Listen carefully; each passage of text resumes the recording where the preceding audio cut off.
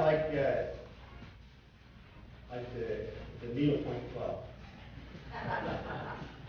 It sounds like if something happens, this is going to be, I shouldn't say fun, it's going to be exciting, right? The County Sheriff's Brigade is that's the kind of thing that makes you want to stand up and join.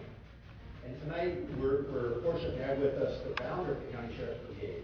This gentleman is a U.S. Air Force veteran. He's a researcher. He's a constitutional scholar, very specifically Pennsylvania Constitution, if I'm correct. Is that right?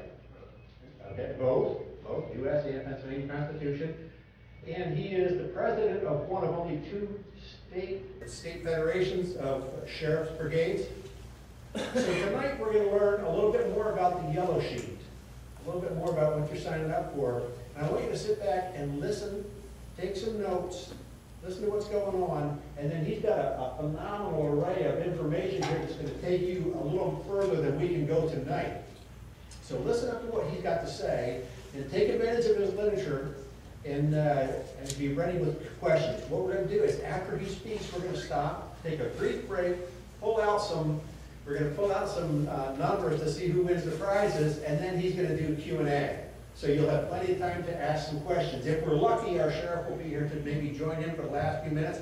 And I'm getting hints from the back of the room about how to pronounce his name right. Okay, they're playing charades with me in the back of the room. So I'm going to do this very, very, very carefully. I'd like you to give a rousing applause to our speaker for tonight, the head of the Sheriff's Brigade, William Taylor Reil.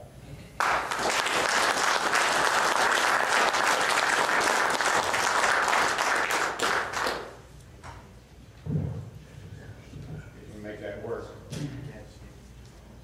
Thank you very much. It's a pleasure to be here.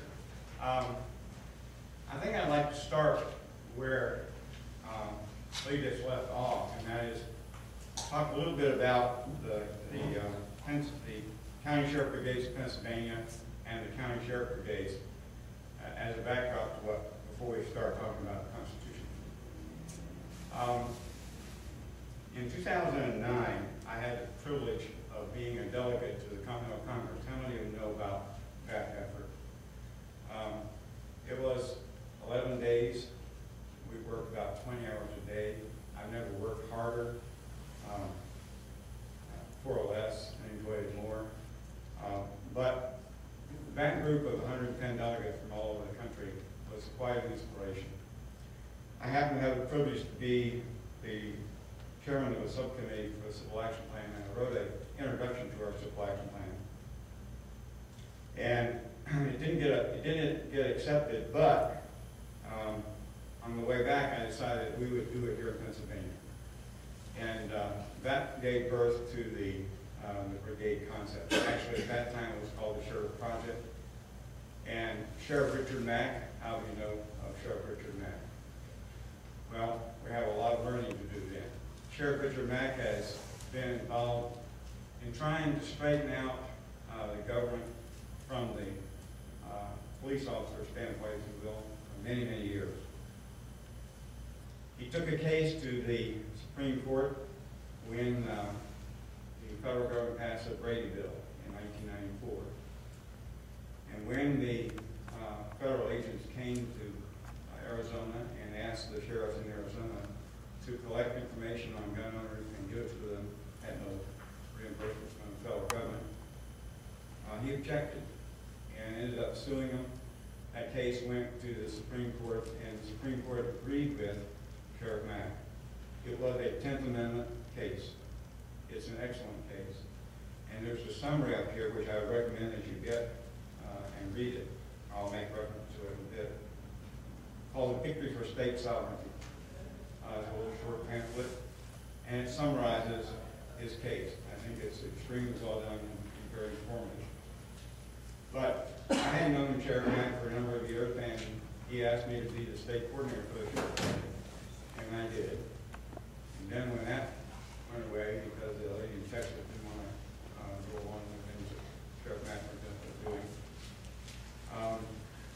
he started another organization, and that organization now is a Constitutional Sheriffs and Peace Officers Association. How many of you heard about that? Got some website, folks. I would encourage you to get on that website and learn more about what he's doing. Now, to transition the sheriff project into something that we could do here, a lady out in Butler County named Donna Fife suggested, in fact started, Butler County Sheriff Brigade. I think I was the second one to sign on. And I called her and said, hey, that's a great idea. Why don't we do it all across the state? And will you help them set up websites and this kind of thing? And she said, sure, her husband would be glad to do that. And so we changed the sheriff project into the Sheriff Brigades.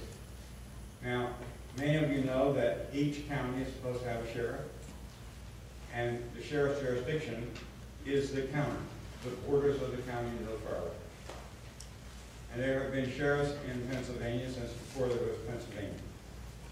And so, building on that concept, the sheriff brigades only extend to the borders of the county.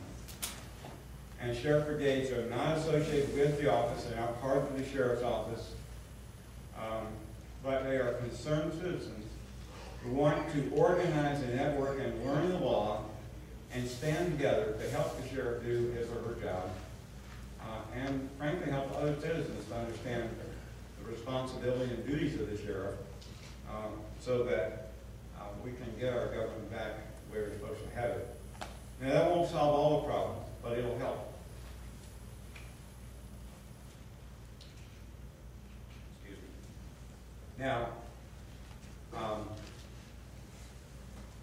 the sheriff is the chief executive officer in the county.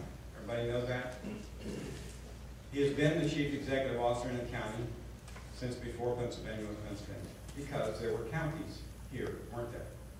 William Penn founded this Commonwealth, if you will, as his land grant from the king in 1682. He came, and actually Delaware was part of Pennsylvania initially, and when he sailed up and made his home in Bucks County, they split off Delaware, and Pennsylvania became pretty much what it is today. Little changes in boundaries going on that. At any rate, there were sheriffs here in Pennsylvania at that time. There were also constables. And those are the two peace officers elected in Pennsylvania and pretty much every other state, where they haven't been taken away. You may know that Connecticut no longer has sheriffs. They have 6 counties, they no longer have sheriffs. In Delaware, they're in the process of eliminating sheriffs. They have a case going, you know about Jeff Christopher. He's the sheriff in Sussex County in Delaware. And the Attorney General and the legislature said that he no longer has arrest powers or investigative powers, even though it's in their constitution. So we have some serious, serious problems. I can tell you that they've been working in this state to eliminate sheriffs for many, many years. So we're trying to say the people better wake up. I think all of you in this room know we have some serious problems, right? We have a lot of problems for a lot of reasons. But if we're going to solve them, we're going to have to get the government to follow the law. And they're not. Now, I've spent almost 23 years now studying constitutional law here in Pennsylvania. I am not an attorney, and that's an advantage, frankly, because attorneys don't learn the law anymore. They learn cases and procedures, and very rarely do they read the Constitution, state or federal, and if they do, they use cases to justify what their positions are, and many times they're not correct. And so, our task, I think, is to learn ourselves. It's in plain English, you can learn it. How many of you have read the state constitution? You really need to do that. Now, it's a shame that the state constitution was taken out of our schools, I think in Chester County, where I made my home. It was done in 1976. Now, if the young people don't learn it, and we don't know it, then how in the world are we going to make sure that those in government do their job? I don't understand that. I also don't understand why they take an oath of office without reading it, but I can tell you that through the years, probably 21 years I've been doing this, I'll go up and say, have you read the state constitution? Usually in a public forum, and I'd encourage you to do the same thing. Get a bunch of copies, take them with you to the school boards and the county commissioners and frankly the sheriff, anybody who's in government, state representative, and ask them that question. My experience has been that over 90, almost 95% of times, other people I ask say no. Now they may be concerned because I usually preface by saying I've been studying constitutional law for how many years it's been, now it'll be 23. And they may be concerned about the second question if they say yes. So that would be good if you learn enough about the Constitution so you can be in the same position. And if you're going to focus on anything, the Declaration of Rights in the Pennsylvania Constitution is excellent. Right at the beginning, Article 1 wasn't always there, but it is now, and has been since 1874, I believe. But the point being is, 7 pages. I had a township supervisor who had spent a total of 23 years in township government, either on the zoning board or as a supervisor. He just finished a 6-year term as a supervisor. And I asked him if he read it. He said no. And I said, well, why not? He said, I didn't have time. Now that is the most feeble excuse, isn't it? Because you understand that before anybody goes and takes a position in the government in Pennsylvania, they have to take an oath of office. It's found in Article 6, Section 3. And that oath says, I, whoever it is, do solemnly swear or affirm to support, obey, and defend the Constitution of the United States and the Constitution of this Commonwealth, and to discharge the duties of my office with fidelity. And you notice it doesn't have anything about statutes or rules or regulations or court decisions. The constitutions of what they're supposed to support, obey, and defend. So I would say to you, how in the world can someone take that oath if they haven't read the Constitution? And they don't understand it. Why? Because attorneys tell them don't worry about it. And attorneys don't have to worry about it because they're told not to worry about it. And there may be some reason for that, and I don't think I can cover all that tonight, why they don't think they have to worry about it, but they definitely should. And we, the people, ought to demand that they do take it very seriously. One of the things, if you read on in Article 6, Section 3, if they fail to take the oath of office, they forfeit out oath of office. They forfeit their office. So that must be pretty important, right? And also in Article 2, Section 15, it says that legislators in the General Assembly are free from arrest unless they commit treason, felonies, violate their oath of office, or breach the peace. So again, the Constitution has a penalty for violating their oath of office. And I would suggest to you that your representative and everybody else violates the oath of office. Probably pretty much every day. Particularly if your representative and senator takes a pension, as an example. In Article 2, Section 8, it says that the legislatures, that is the House of Representatives and the Senate, are entitled to their salary and mileage and no other compensation. Now, I don't know about you, but when I went to work, my salary, and if you look in the dictionary, it says what you get on a regular basis, every week, every 2 weeks, every month, right? It's a definition of your salary. And of course, mileage is pretty self-explanatory. So, I read it, you can read it, and that's exactly what it means. They were never intended to be full-time legislators, and they certainly weren't there for profit. But that has changed so drastically. We really do need to have representatives who do their job according to the law. So if somebody graciously says, a representative says, well, I'm going to give up my pension or some other compensation other than salary and mileage, you just say, thank you for doing your job, according to the law. So since they don't do that generally, they're breaking their oath every time they take a penny. There's other cases. So we want the people in Pennsylvania to network together at the county level. That's where the county is the building block for government, isn't it? All right, we got townships here in Pennsylvania, and they're part of it. But the county is really the building block. There were the first 4 counties, an example, in Pennsylvania. And and then they spread out from that point initially. And the Sheriff Brigade is intended to be a vehicle by which you can do that. In consort with your Tea Party group or any other group, I'm not sure why Mark Hessler started his group, and it seems sort of redundant, but then I'm prejudiced, since I've been doing the brigade since 2009. But hey, if we can get people networked together, it doesn't really matter what you call yourself. Because frankly, if we don't do it, we lose. We may have already lost. The other side is so well organized and so well funded. And I tell you, the attorneys and judges are behind it all. And if you think about it, it could never happen without their involvement. Because if the courts were operating according to the Constitution, which is their job, isn't it? Just like everybody else, but they're sort of the final place you go. But if they were doing their job according to the law, you or I or anybody could go file a suit against somebody who's violating the law. The sheriff, by the way, would arrest them. And then they'd be prosecuted. The jury would judge both the law and the facts. And I think that, again, if we could educate the people as to what their duties are as a juror and as a grand jury, we would get a lot of indictments of those who are violating our rights in the law. And they'd be in government. And those people would either pay a fine or go to jail or both.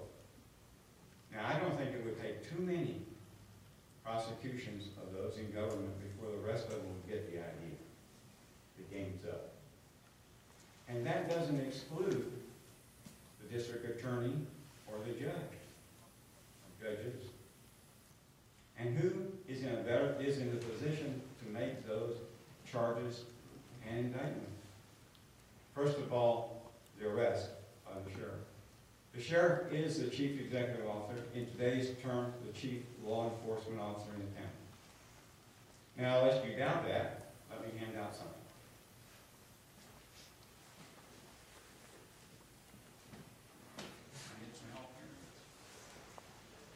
Just start down each line.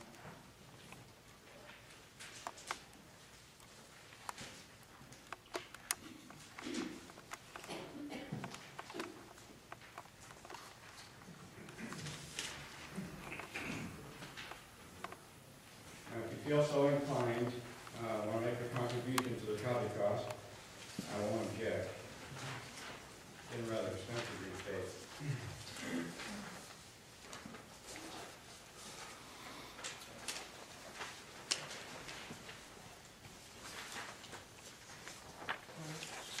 Now, the first one there is the sheriff is chief law enforcement officer in the county. Have that one? Now, I start out by talking about the fact that the district attorney is not the chief law enforcement officer in the county, even though he thinks he is. How could that be?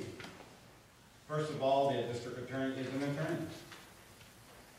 And he holds the office of attorney at law, which is Title 42, Section 25-21. He takes a special oath of office to the court. He actually works for and is controlled by the Supreme Court of Pennsylvania. Article 5, Section 10C defines that in the Constitution.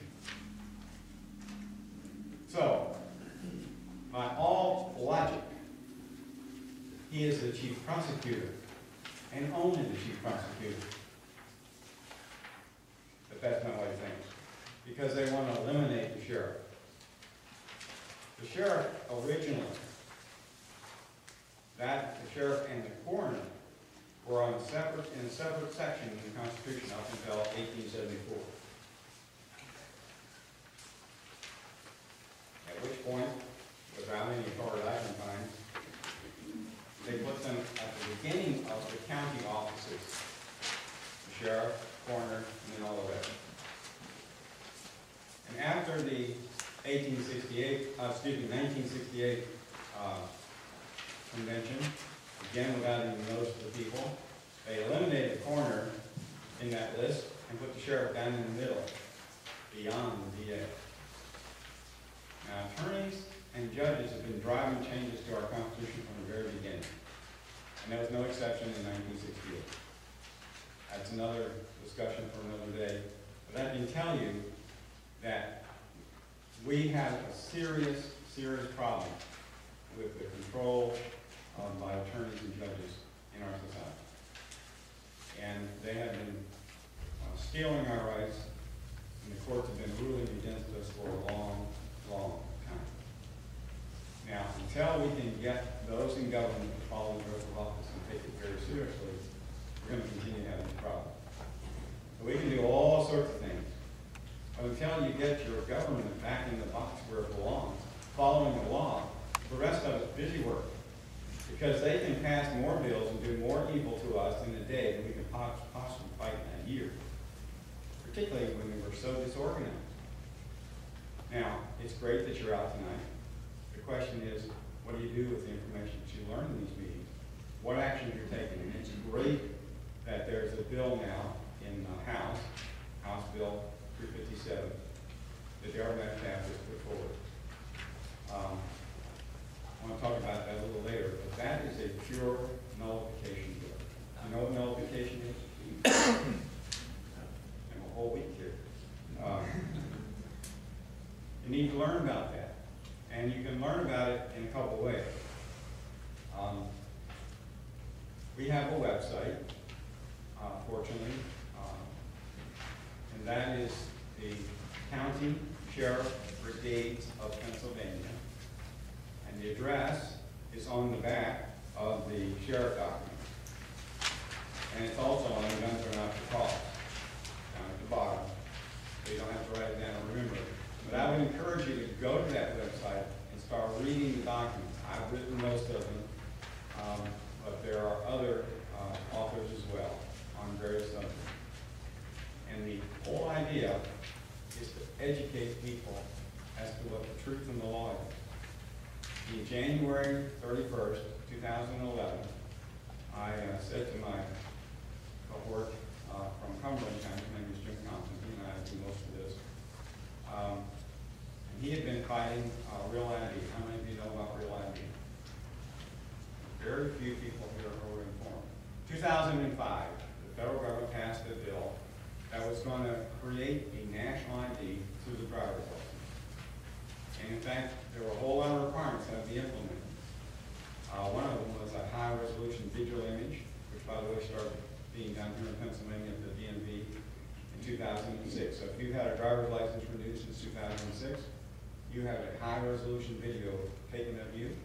It's in a database, which, by the way, is accessible anywhere in the world. So they can have a camera somewhere, scan you walking down the street, or when you pull up to the Easy Pass or whatever, you take your picture through the windshield. They can, in fact, run that and see if you look like somebody they're looking for. Now, there is currently another bill that Jim and I are working on to eliminate that high-resolution image. I rather that's going to happen. But nevertheless, Jim and I worked on that for 5.5 years until finally this last session, the bill was passed to say that Pennsylvania would not participate in the Real ID Act. So if anybody says you can't nullify something, just use that as an example.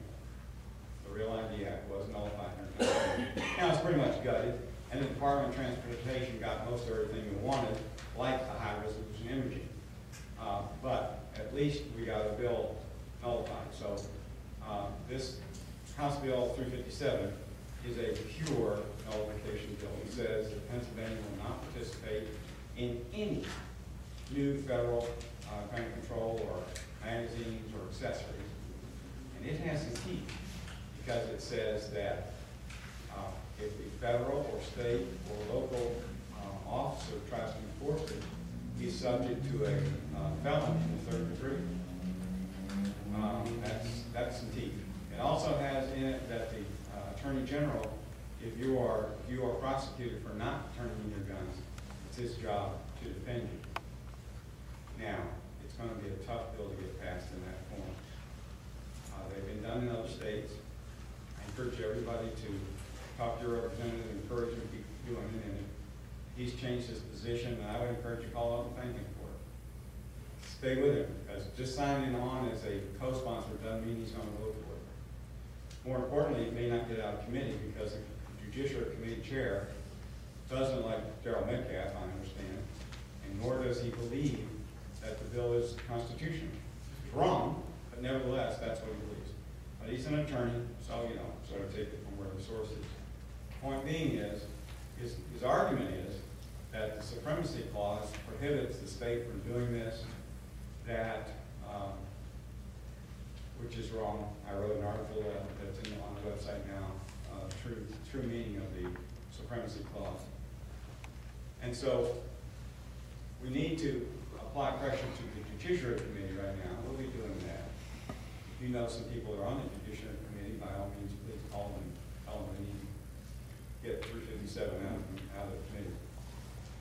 But it's not going to move without a whole lot of pressure. Shouldn't be, shouldn't have to do this. But therein lies the problem. We have a bunch of legislators who don't know the law. They think they run the world, and they listen to attorneys. Boy, there's a devastating combination, right? So we have some serious problems that we have to overcome. But if you look at this document about the sheriff being the chief law enforcement officer, I make my positions known. First is, he is the chief executive officer. He is the top cop in the county. And there is no one, but no one in law enforcement with more authority than the sheriff. Now, the municipal police came into existence toward the late 1800s, started in New York. The state police in Pennsylvania were initiated in 1905. They were the Pinkertons, and they guarded the coal mines. And now they're the sheriff, they are the police for the government. All right? So the state police, of course, they have the governor's ear. They get the best funding. They got the best labs. They got the best training. On and on and on. They think they're the top dogs, but they're not. In the county, the sheriff is. They don't recognize it, and of course, they think the DA is the chief law enforcement officer. The sheriff just, you know, courthouse lackey, right?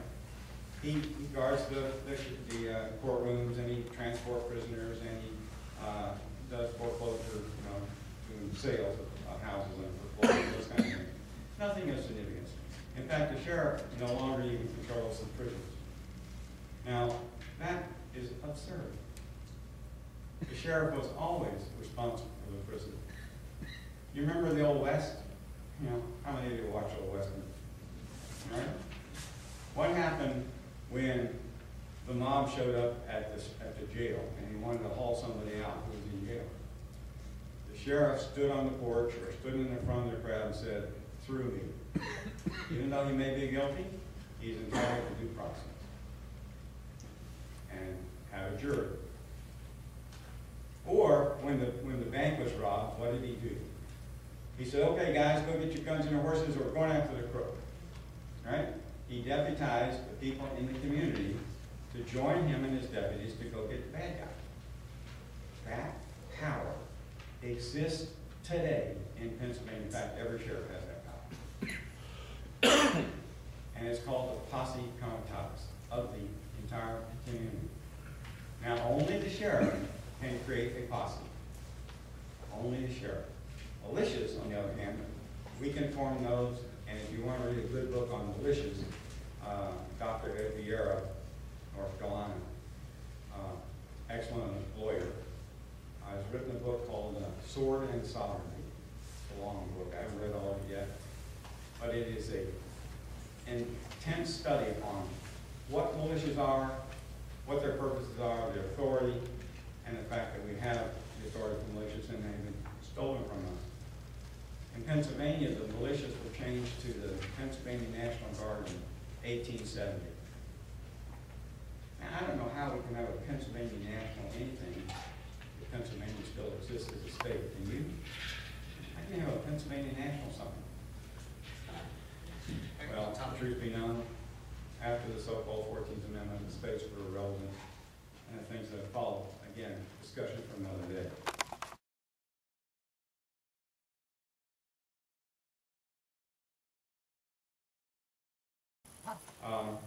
And so they are concerned that they'll be arrested and put in jail. My answer to the sheriff is, well, guess what? That's part of the job.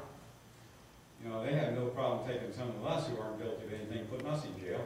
So, step up. This is what you get paid for. I generally ask people, did you get elected? And they say yes. I said, did you take an oath of office? Yeah. You get get paid? Yeah. Why aren't you doing your job? According to the Constitution. According to that oath. Why do we let them get away with it? Probably the only job in the world where they don't know have to know what their job description is, don't have to do it, and yet they say, well, maybe that's not true. But their government job are probably the only ones that allow them to get away with that. I know that if you work in private enterprise, if you don't do your job, what happens? You get fired. You get disciplined. You do all sorts of things. Doesn't seem to work in government. They get a raise. I don't know. Anyway, so yeah, right. Well, that's that. That's a principle, right?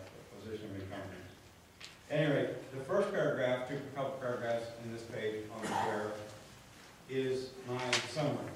The rest of it is out of a couple of books.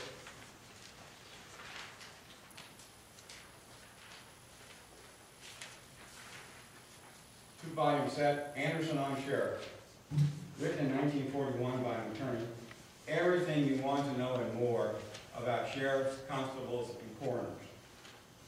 And I said to our sheriff in Chester County, a lot of little, I said, I would like for you to read this because it has all the information you need. Well, there's a lot of little print in that book. And there is.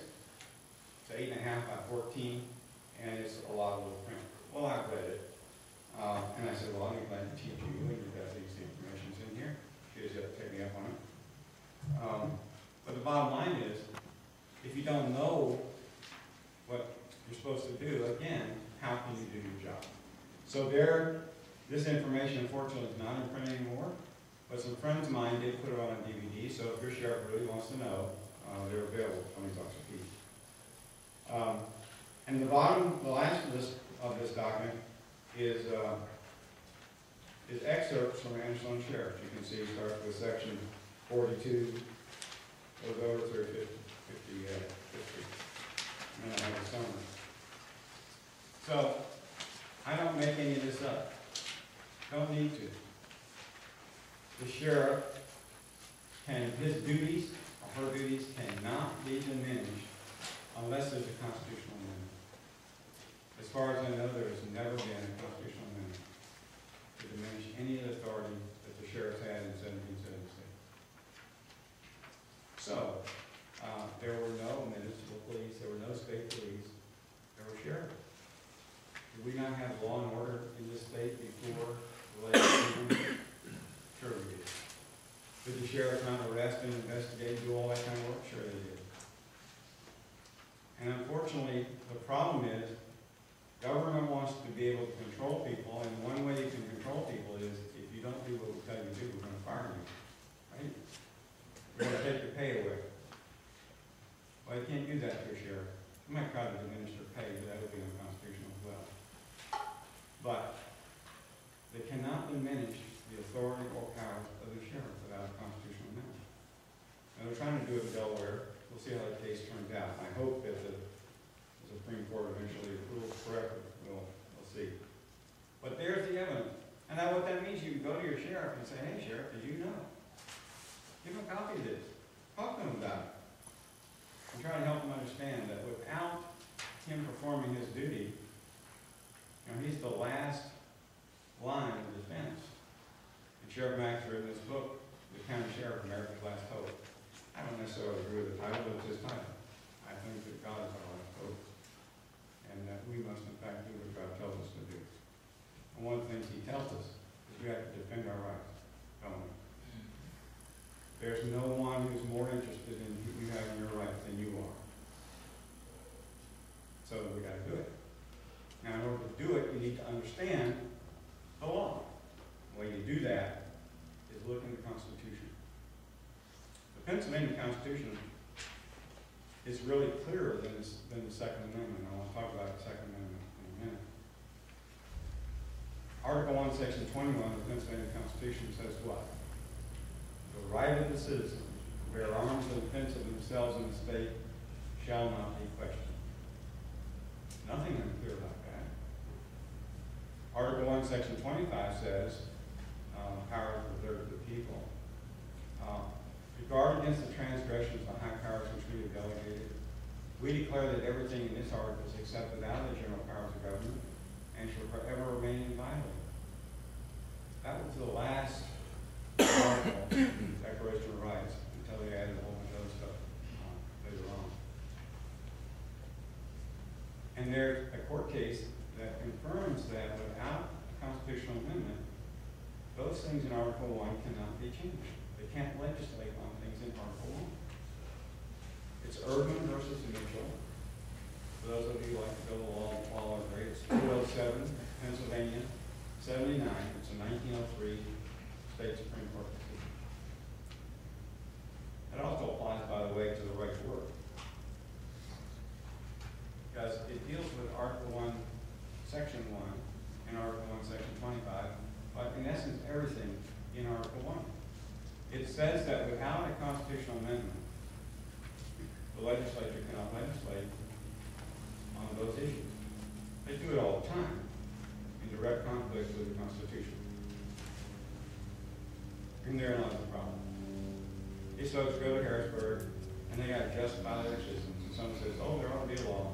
And so then they write up something. And it may already be in the Constitution. There's a lot of things that are covered in the Constitution that don't need to be have statutes.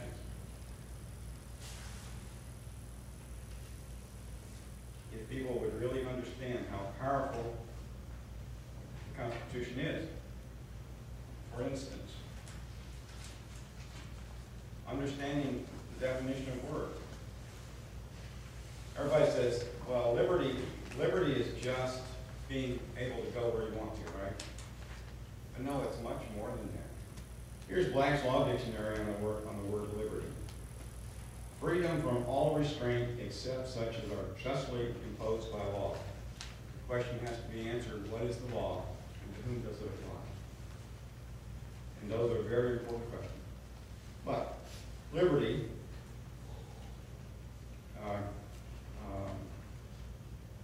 liberty, guaranteed and protected by constitutional provisions, denotes not only freedom from unauthorized physical restraint, but embraces also the freedom of an individual to use and enjoy his faculties in all lawful ways, acquire lawful knowledge, marry, establish a home, and bring up their children, worship God according to the dictates of their own conscience, live and work where they choose, engage in any of the common and lawful occupations of life, enter into all contracts which may be proper and necessary, essential to carrying out successfully the foregoing purposes, and generally to enjoy these privileges long recognized at common law as essential to the orderly pursuit of happiness by free people. Wow, that's really broad, isn't it? Now, let me ask you a question. Do you have to have government permission to exercise the God-given right? No. So, think about how much you have to ask government in order to do something to that. It's amazing, isn't it? Now, I just said that you have a God-given right to marry. You've got to do a marriage license, right? Do you know what a license is?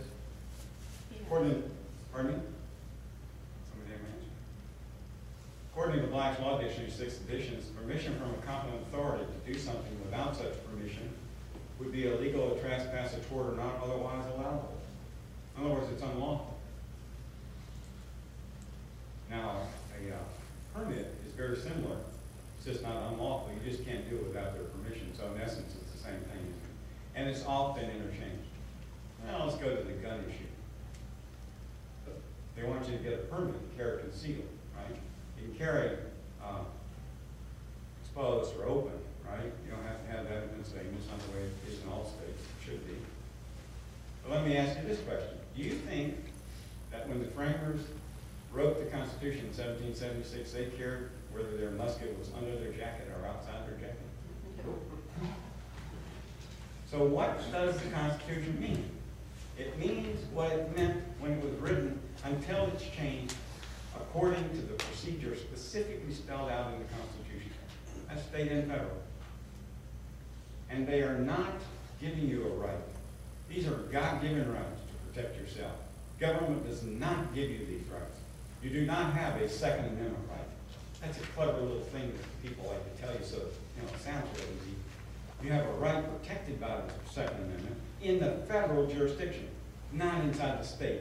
There is absolutely no authority for the state to come in, the federal government to come into the state, except for what they've done unconstitutionally.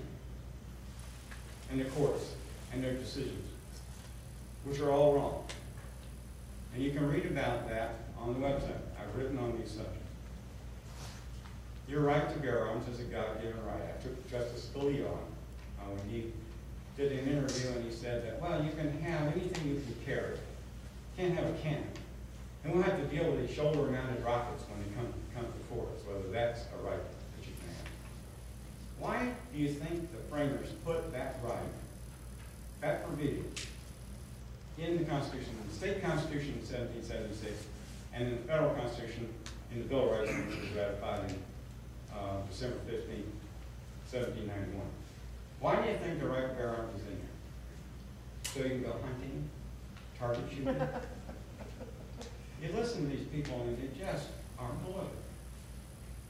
And this idea that this semi-automatic weapon is a assault rifle or assault weapon, how ridiculous is that?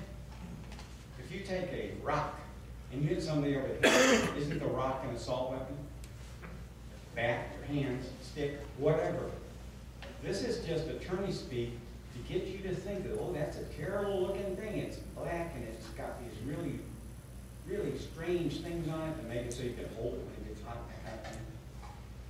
But that's not an assault weapon. Even a fully automatic weapon wouldn't necessarily be an assault weapon, unless you use it to assault somebody. In which case, what is the crime? Not the gun, but the fact that you assaulted someone. Oh, by the way, if they were coming after you, don't you have the right to defend yourself? So would it be an assault weapon if they're coming after you with another gun the same size? It's sort of like, why in the world would you go to a gunfight with a knife? This makes no sense at all. All right? In fact, the provisions in the Constitution are there to fight off tyrannical governments. Everybody had a gun because they ate what they shot in the days when they wrote the Constitution. And they all brought their sons and daughters up so they could use them. This is not something that was uncommon. In fact, if the colonials, and the early people in the States didn't have a weapon, and the federal government wanted you to be in the service of the federal government, they provided the gun so you could, in fact, be in the militia and be called up. You had to be trained, and you had to be regular. And that's what the Second Amendment talks about. The militia being necessary for a free state, right? The right for the people to bear arms so not be infringed. But this whole argument that's going on is totally absurd and unconstitutional. You and I can have any weapon that the government has. Is that shocking? No. What were the weapons available when the War for Independence were fought? Muskets, rifles, and cannons. Not all that had swords and knives. Now you tell me that the colonists didn't have all those weapons? They had cannons, and they could be in somebody's house. They just happened to keep them in a common place. But they belonged to somebody. This is a totally ridiculous argument. Particularly when you lay it upside the Pennsylvania Constitution. Shall not be questioned. Why in the world do we have all these gun laws? Why in the world do you have to go get a permit? To get permission from the government to do something you have a right to do? Can you answer that question? Yeah, because they'll put you in jail. Okay, they'll put you in jail because they brainwash us all to believe that they have the power to do that. And if the sheriff was doing his or her job, which is what I told my sheriff, she said, well, you're going to want me to stop issuing permits. I said, well, at least you ought to tell the people that it's not required. But if you don't get it, they're going to put you in jail. So until we get this fixed, get the permit if you choose so. Some people choose not to. All right? But then it becomes the responsibility of the individual to make that choice, not government telling you that you got to have it. Now, I think we the people ought to network together and instruct all those in the county level and everywhere else for that matter, that they're breaking the law when they do this. And I have a paper on there. It's unconstitutional on the website. It's unconstitutional to issue or to require or issue a permit to carry concealed. So read it. Read my position on it. Now, it is totally the result of the fact that we have unconstitutional governments. You're right. They will put you in jail. Sometimes that's the thing we have to do. We have to be willing to pledge our lives, our fortunes, and our sacred honor, just like the framers did. If you think about it, this country is right where we were in 1776 before the war broke out. Read the Declaration of Independence and all of the things that they were complaining about to the king, and see how many of those are being done to us today. I suggest all of them, in one form or another. And you will learn that it's been going on intently since the war between the states, and aggressively, more aggressively since FDR, that's Franklin Delano Roosevelt, instituted the Emergency Banking Act in March 9, 1933.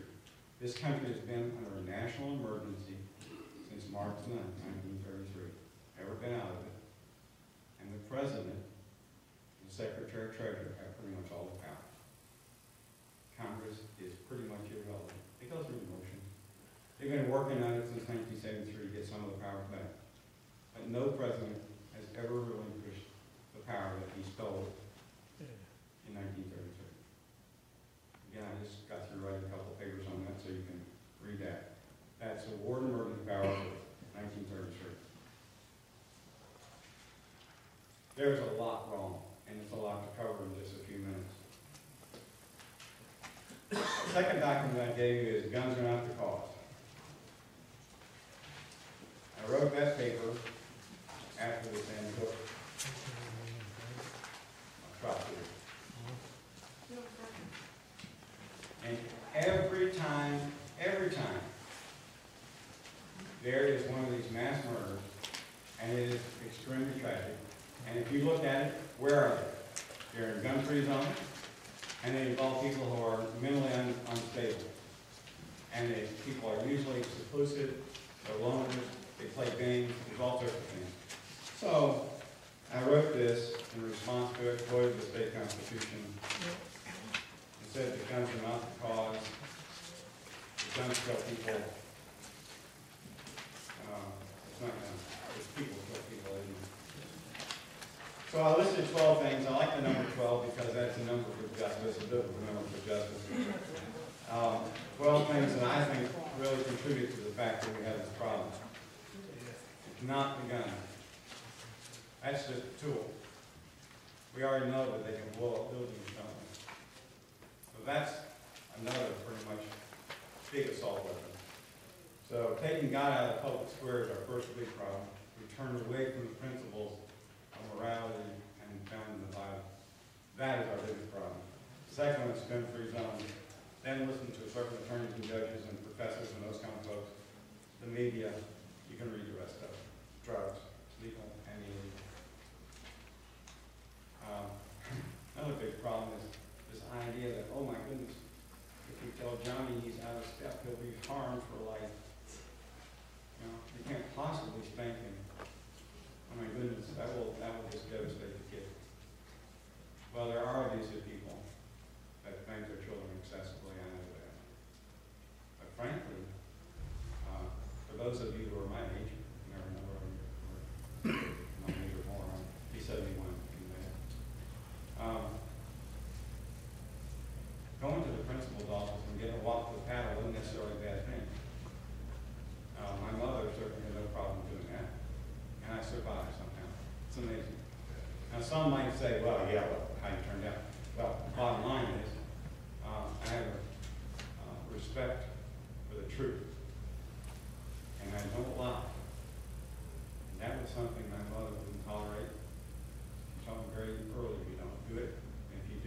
consequence. Not a bad thing. Amen. And we have people in government at the highest levels who have no concept of the truth. No concept whatsoever. Right? There's an article there on the website about eligibility. Who's an active born citizen? Read that. Mr. Obama is not. Mr. Obama is not, never could be an active born So citizen. how do we impeach him? Pardon me? How do we impeach him? Well, let's hold that question for just a minute and I'll answer it, all right? I'll do it now. First of all, the biggest problem is to impeach, you have to file a petition for impeachment with the House of Representatives. Yeah. And those guys haven't got enough backbone to cut the budget. And there's another paper on there about this. They're going to cut the budget by $85 billion at the sequester. The Federal Reserve pumps into the economy $85 billion a month. Yeah. How big a farce is that? And the whole world's going to come to an end. What I'd really like to see is they just shut the federal government down totally. And everybody would find out. Guess what? The world goes on. It keeps turning. Right? Now you might be inconvenienced a little bit, but so what? I guess you have to go out and work a little harder maybe. All right? Oh, by the way, if it shuts down, why aren't you sending all those taxes? My suggestion to that is let's put the taxes in an escrow in the state, call back the senators and representatives and say to the federal government, until you start operating according to the law, about 8% of what they do is unconstitutional, by the way, in my estimate. Until they start doing that, we're not sending any money to you. Yeah. Oh, by the way, there's no money. Anyway, again, another subject for another day. The answer is it's really hard to get the crooks to impeach another crook. Particularly since they know that that guy in the White House allegedly has all the power he needs to have. Since 1933, the President and the Secretary of Treasury have had all the power. So if that happened in 1933, what do you have to do to get that back out of the office of the president? According to them, the President has to relinquish it. So don't blame the Democrat, don't blame the Republican, none of them are willing to give it up. All right? The answer to that is what they did was unconstitutional. And there's a famous statement in the congressional record, I believe, Judge Perez in Louisiana, when talking about the so-called 14th Amendment, which is unconstitutional altogether. That again is on the website, read about it. A couple articles on it. And a whole bunch of websites that you can read on it. But what he said was, when the Constitution is violated, the Constitution strikes with nullity that which does violence to its provisions. The Constitution strikes with nullity that which does violence to its provisions. You don't need anything. They take an oath of office to support, obey, and defend the Constitution, or to protect and defend it to the federal level. All right? They're not doing it. They're violating it. And everything that they do is null and void from the time that they did it. Everything. Yeah, but fight them on that. Got it? Fight them on that, and you're not going to win. Okay. That's why we need to... That flag right there that's in this building, in this room, is a military flag. With the All right. gold fringe on it. I understand that. I have non-French flags out in the car. If you'd like to bring me on, I will. But I decided not to do it. And again, I challenged that in the Pennsylvania courts. Went nowhere. All right? But I've done that over the 24 years, 23 years.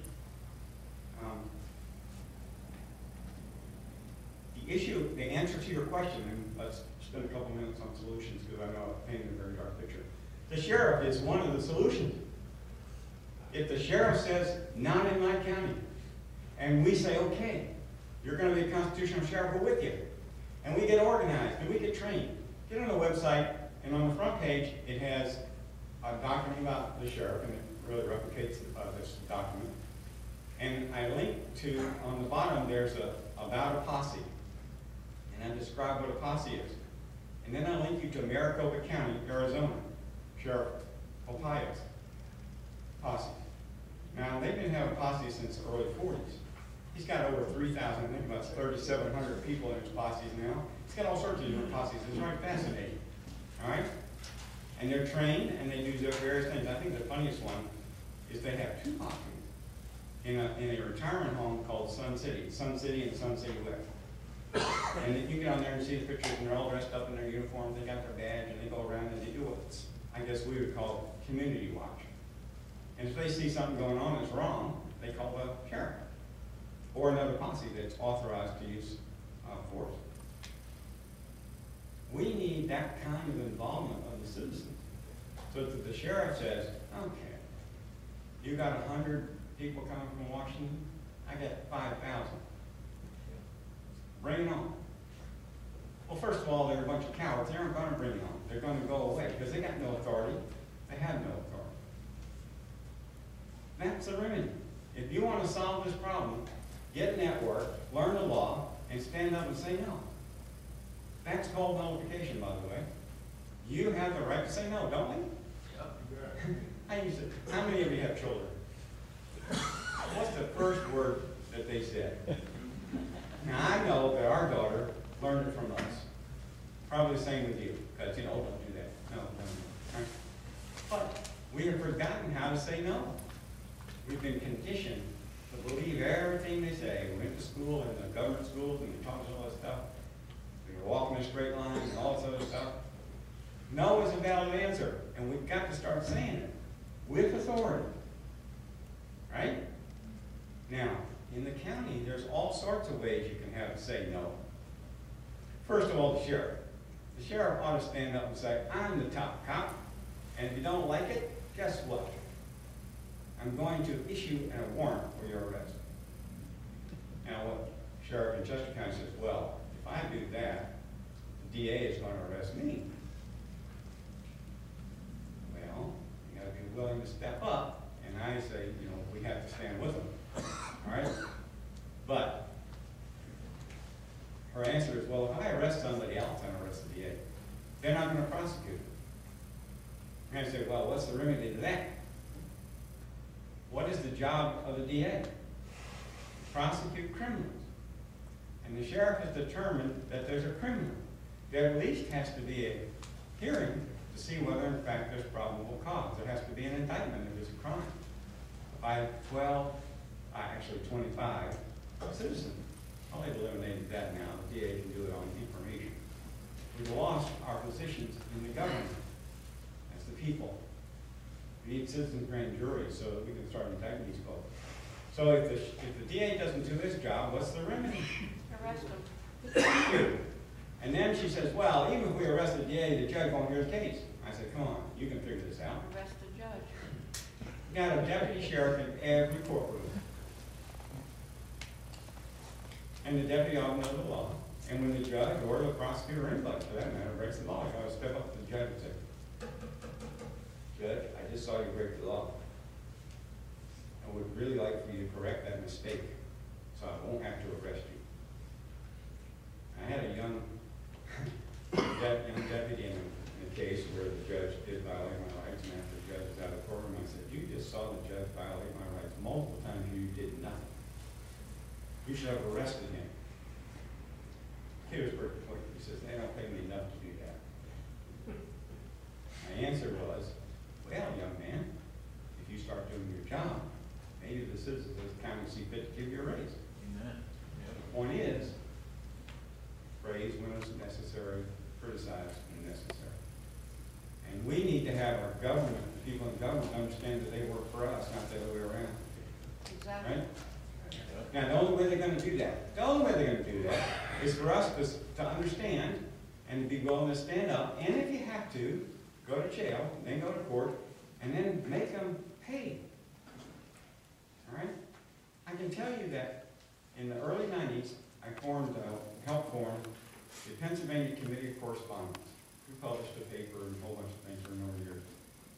And the idea there was to educate the network, same thing with the brigades, all right? And I wanted to have 100 people in each county of Pennsylvania do what I do, and that is challenge everything and anything. Take every issue to the state Supreme Court. imagine if 100 people were doing that? The courts would have to start dealing with murders and rapes and robberies and stop doing all these victimless crime stuff that they do in order to collect revenue. Yeah. All right? That's not enough of them. They don't have the funding to do it. The point is, we the people sit around and let them get away with it. Because we might get arrested. Yes, you might get arrested. When do you think you're going to be strong? Today or tomorrow?